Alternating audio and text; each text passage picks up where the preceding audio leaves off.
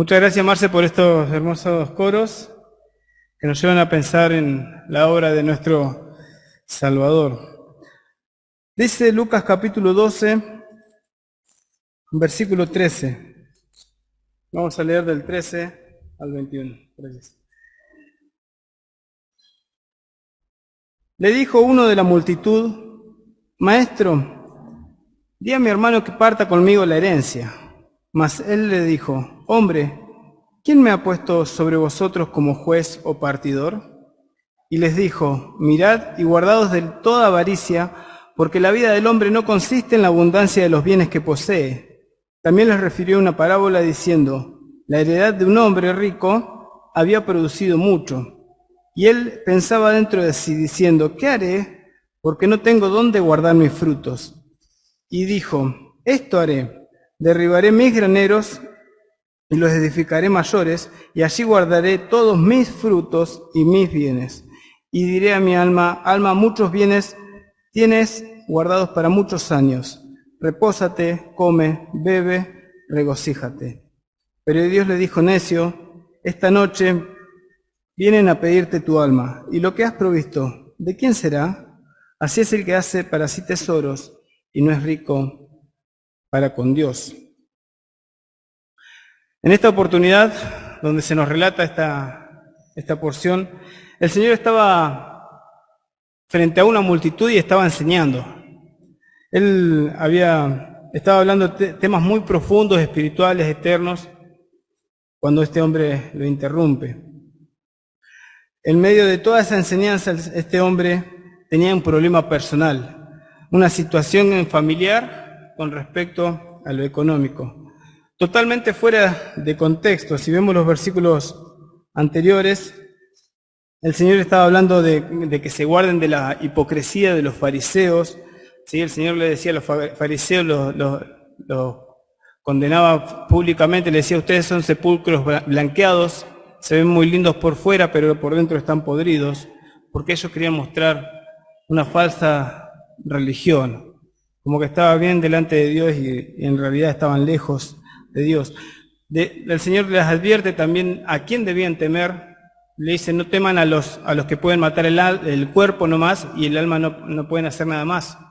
Dice: más temed al que puede matar el alma y el cuerpo en el infierno. Entonces, en medio de todas estas enseñanzas, aparece este hombre en medio de la multitud, y podemos decir que le estaba dando poca bolilla a la enseñanza del Señor, ¿sí? Porque en medio de toda esa enseñanza lo interrumpe con este pedido personal. Este hombre estaba ahí físicamente, pero su corazón estaba en el problema personal que él tenía.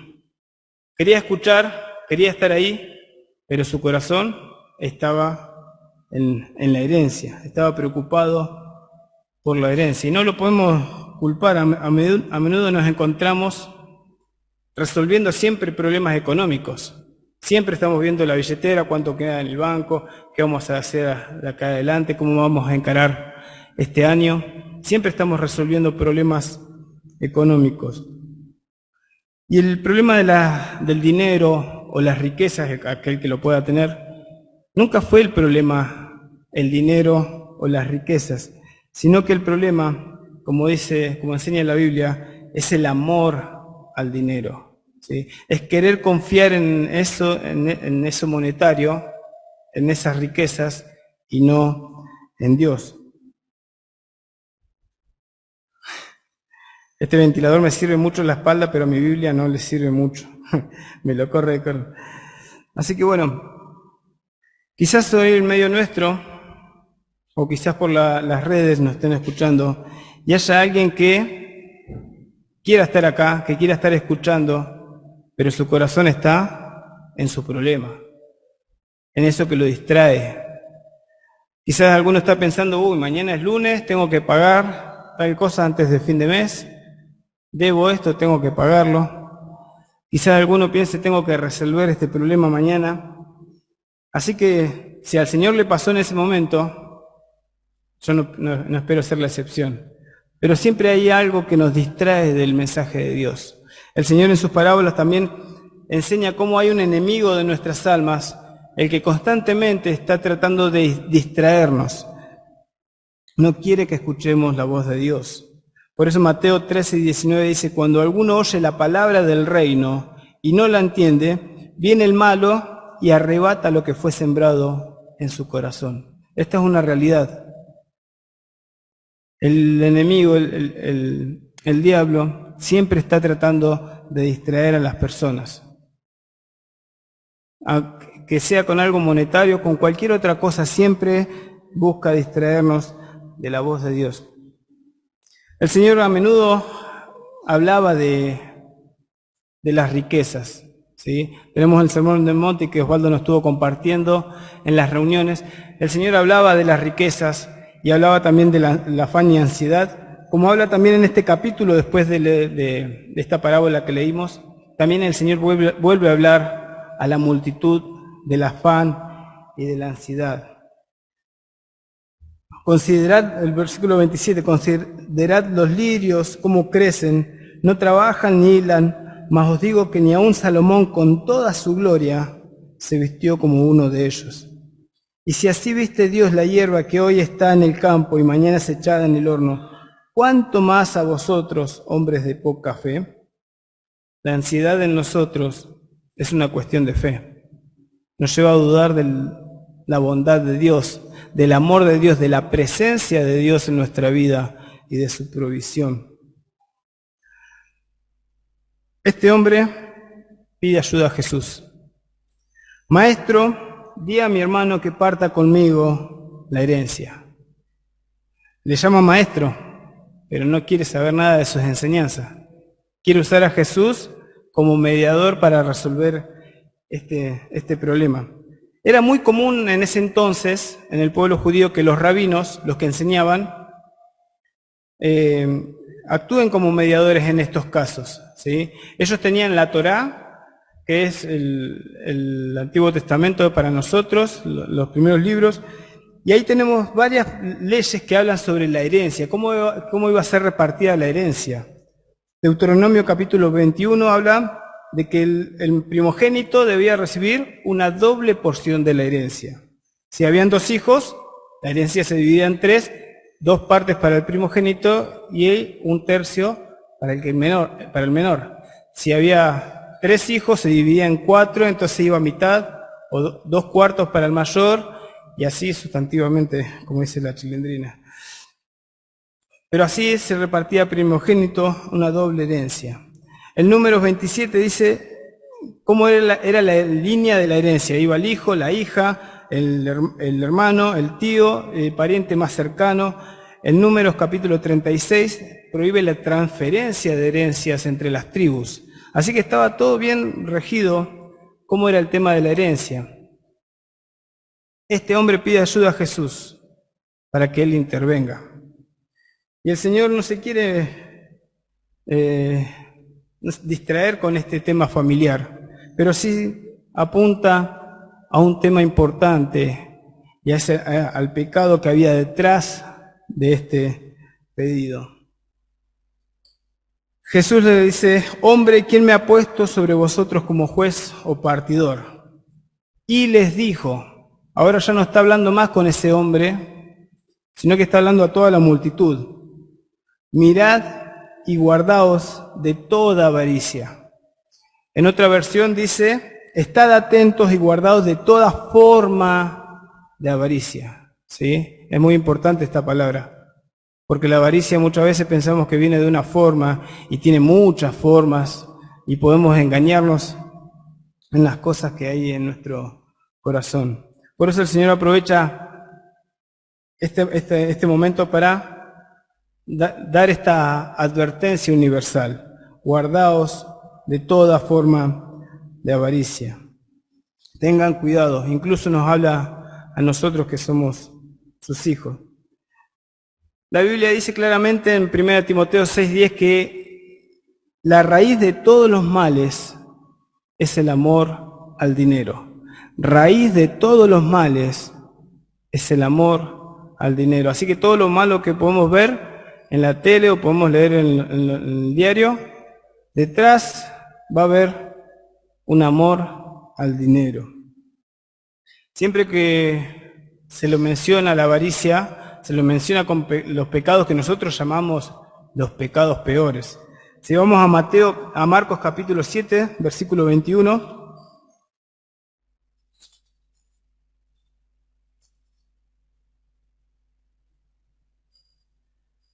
dice, porque de dentro del corazón de los hombres salen los malos pensamientos, los adulterios, las fornicaciones, los homicidios, los hurtos, las avaricias, las maldades, el engaño, la lascivia, la envidia, la maledicencia, la soberbia, la insensatez. Todas estas maldades de dentro salen y contaminan al hombre.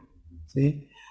Pablo en Efesios 5:3 dice, pero fornicación y toda inmundicia o avaricia, ni aun se nombre entre vosotros como conviene a santos. Y si leemos 1 Timoteo 6:9,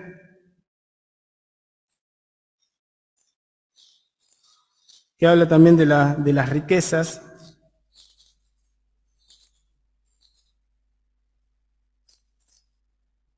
dice, porque los que quieren enriquecerse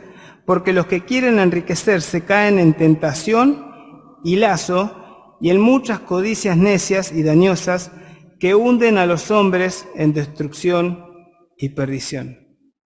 Claramente la Biblia enseña lo que produce la avaricia, la codicia que hay en el corazón de todos nosotros. Los que quieren enriquecerse caen en tentación y lazo y en muchas codicias necias y dañosas que hunden a los hombres en destrucción y perdición. La avaricia trae profundos dolores a la familia, profundos daños, como pasaba a este hombre que ya no tenía una buena relación con su hermano. Y no sé la situación de cada uno, pero en el tema de la herencia siempre hay problemas. ¿Sí? Yo conozco los más cercanos de mi familia, no conozco los de algún otro. Pero siempre el tema parece una familia hermosa, todos unidos hasta que se habla del tema de la herencia. Por eso con mi cuñado allá estamos ya organizando el tema de la herencia y cómo dividir las cosas, así que quédate tranquila, Pato. Pero siempre es un problema la avaricia y la codicia que hay en el corazón. La verdad que es como dice este versículo. Y en muchas codicias necias y dañosas que hunden a los hombres en destrucción y perdición. Por eso el Señor advierte, guardaos, estén atentos, miren, guardaos de toda forma de avaricia. La avaricia tiene que ver mucho con el concepto que nosotros tenemos de la vida. Por eso le dice el Señor, la vida no consiste en los bienes que uno posee, no consiste en eso. Pero nuestra forma de pensar dice otra. Nosotros queremos la comodidad, nosotros queremos el lujo. Dice, si volvemos a Lucas 12, después del Señor de hablar de esta parábola, de hablar del afán, de la ansiedad, dice el versículo 32, no temáis, manada pequeña, porque a vuestro Padre le ha placido daros el reino. Vended lo que poseéis y dad limosna. Haceos bolsas que no se envejezcan, tesoros en los cielos que no se agote, donde el ladrón no llega ni polilla destruye. Y el versículo 34 dice, porque donde está vuestro tesoro, allí estará también vuestro corazón.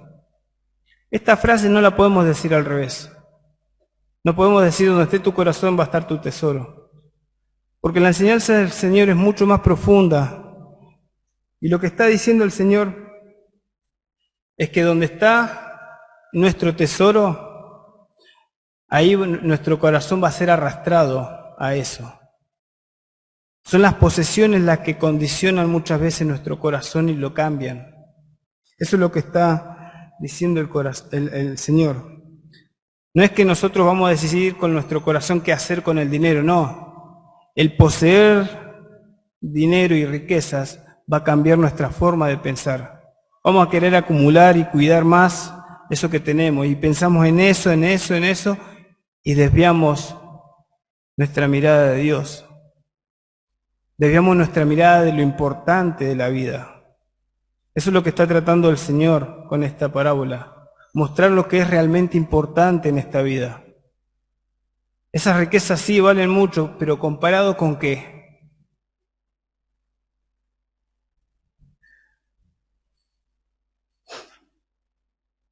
El Señor aprovecha esta oportunidad para pasar de hablar, esquivar de hablar de este momento de la herencia, para hablar de lo que realmente preocupa.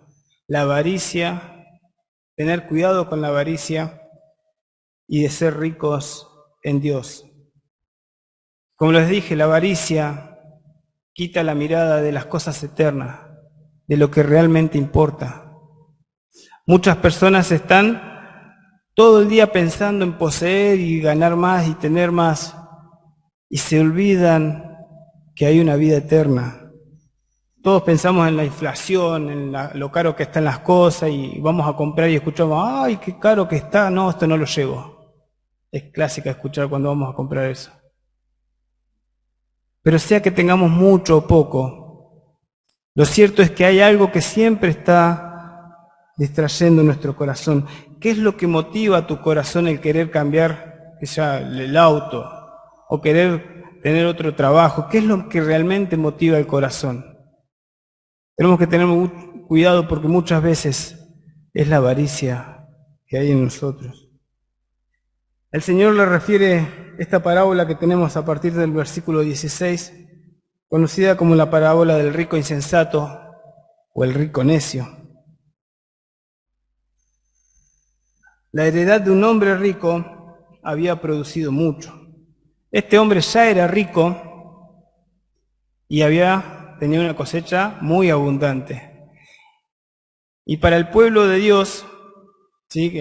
Para el pueblo judío que estaba escuchando este mensaje, sabían que tanto el ser rico como una buena cosecha era gracias a Dios. Nosotros no lo vemos mucho así, pero así lo tenían que entender ellos que estaban escuchando ese mensaje. Pero este hombre de la parábola no piensa en Dios, no agradece por la cosecha, sino que es como nosotros, solamente piensa en Él. Habla de mis graneros, mis frutos, mis bienes, mi alma. Y así es como está toda persona de este mundo se distrae con mí, yo. Y no nos damos cuenta que estamos ante un Dios soberano, un Dios presente, un Dios que cuida su creación y que llama a pecadores al arrepentimiento. Este personaje no pensaba pagar un extra a sus empleados, no pensaba ayudar a los pobres de su comunidad, él pensaba acumular todo lo que tenía. Ni siquiera se acordó de Dios. Tenía un plan de retiro, así como la jubilación argentina. Bueno, alma, muchos bienes tienes guardados para muchos años, regocíjate, come, bebe, repósate, come, bebe, regocíjate. Realmente esto es lo que muchos buscamos, ¿no? Llegar a la jubilación, todos tranquilos, y que listo, decirle a nuestra alma, listo, ahora a regocijarse. Pero entonces cuando aparece la voz de Dios y le cambia el nombre a este hombre, a este fulano, y lo llama necio. Esta noche vienen a pedirte tu alma y lo que has provisto, ¿de quién será? Dios es el que le llama necio. Porque solamente proveyó para lo terrenal, para lo que es temporal, pero no miró para lo eterno. Y muchos de nosotros estábamos así, hasta que el Señor nos llamó. Como contaba Marcia en la historia de John Newton, vio en ese momento lo frágil que era su vida, que estaba a punto de pasar a la eternidad, y le pidió ayuda a Dios. Dios, socórreme. Necesito tu sublime gracia. Y pasó de ser un hombre necio a un hombre salvado. Eso es lo que quiere hacer Dios con nosotros. Pero el hombre que hace, piensa solamente en lo terrenal. Santiago capítulo 4.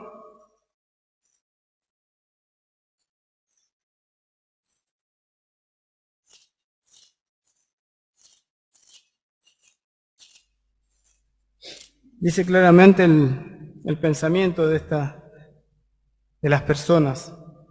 Dice, vamos ahora los que decís, hoy y mañana iremos a tal ciudad y estaremos allá un año, y traficaremos y ganaremos, cuando no sabéis lo que será mañana.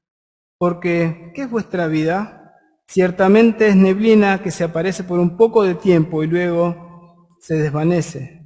En lo cual deberíais decir, si el Señor quiere, viviremos y haremos esto o aquello. Pero ahora os jactáis en vuestras soberbias. Toda jactancia semejante es mala, y el que sabe hacer lo bueno y no lo hace, le es pecado. Cuando no sabéis lo que será el mañana. Cuesta hacer pensar a la gente que no tiene comprado el mañana. ¿Cuántos jugadores en buen estado mueren con muerte súbita y se terminó? Ya está. Y uno dice, pero es saludable, come bien. ¿Qué pasó?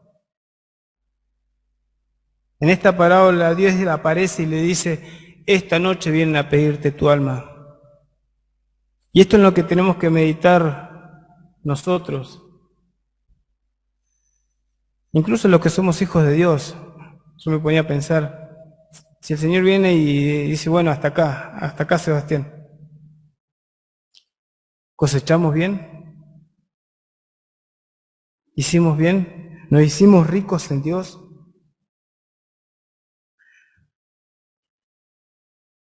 La vida, el Señor dice en Juan 17, porque cuando uno empieza a mirar así como este hombre de la parábola, pierde el sentido de la vida. Y el Señor en Juan 17:3 dice que la vida que Él ofrece es la vida eterna, y esta es la vida eterna, que te conozcan a ti, el único Dios verdadero, y a Jesucristo a quien has enviado. En Eclesiastés tenemos la conclusión de un hombre sabio, un hombre rico que probó todas las cosas de este mundo, y el fin de todo discurso dice, hay que buscar a Dios. En esta vida para lo que estamos es para buscar a Dios, y no lo hacemos. Nos distraemos con las cosas de este mundo.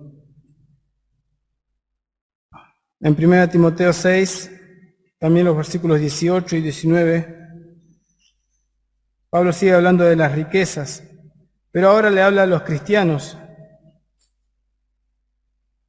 Dice, bueno, a todos, dice el versículo 17, a los ricos de este siglo manda que no sean altivos, ni pongan la esperanza en las riquezas, las cuales son inciertas, sino en el Dios vivo, que nos da todas las cosas en abundancia para que las disfrutemos, que hagan bien, que sean ricos en buenas obras, dadivosos, generosos, atesorando para sí buen fundamento para lo porvenir, que echen mano de la vida eterna.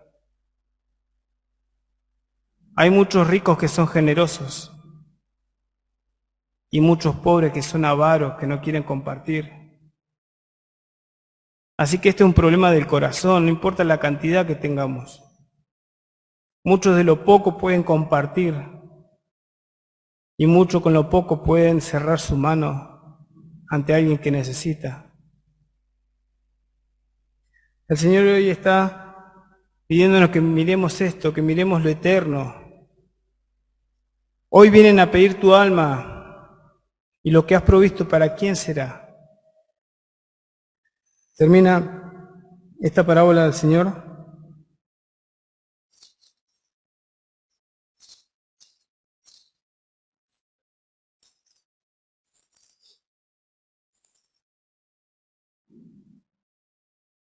Así es el que hace para sí tesoros, pero no es rico para con Dios. Y lo que nos pide el Señor, que seamos ricos para con Dios. ¿Cómo nos hacemos ricos para con Dios? Compartiendo con lo que tenemos,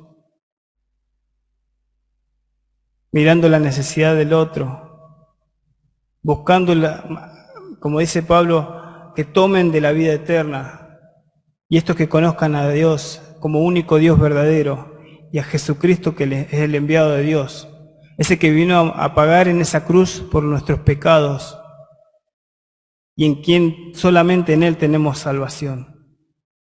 Esa es la vida eterna, ese es el propósito por el cual Dios nos crea. No es para que nosotros estemos distraídos con las riquezas de este mundo. Hoy Dios nos llama.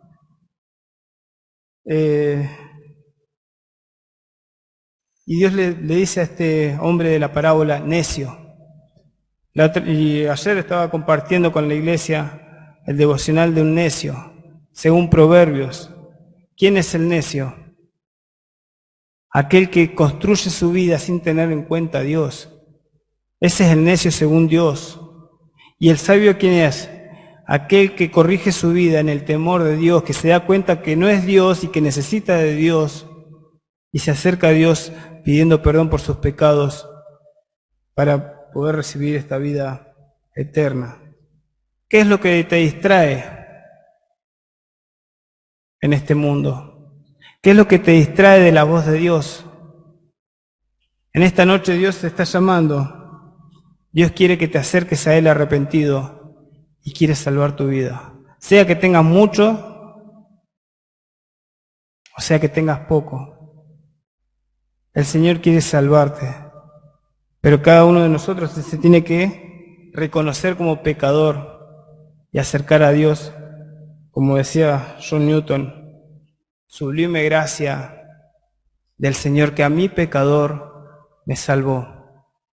Yo era perdido y el Señor me encontró. Me encanta este himno, porque también lo puedo hacer personal. Yo estaba perdido y el Señor me salvó. Que el Señor bendiga su palabra.